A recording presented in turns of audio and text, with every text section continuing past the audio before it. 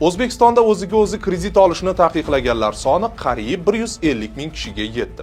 Kreditga taqiq xizmati 2025-yil iyunida ishga tushgandi.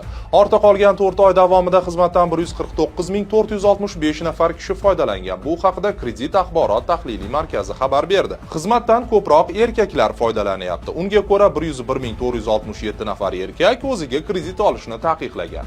Bu xizmatni ishga tushirgan ayollar soni esa 47.998 nafarni tashkil qilgan. Qayd etish joiz, ushbu taqiqni faollashtirish orqali fuqarolar o'zlari bexabar bo'lgan holda ularning nomiga kredit bitimi rasmiylashtirilishining oldini olgan bo'ladi. Ya'ni sodda qilib aytganda, firibgarlik qurboni bo'lishining oldi olinadi. Xizmatdan Kredit axborot tahliliy markazi mobil ilovasi, portal.infokredit.uz sayti yoki my.gov portali orqali foydalanish mumkin. Taqiq kiritish ham, taqiqni yechish ham bepul amalga oshiriladi.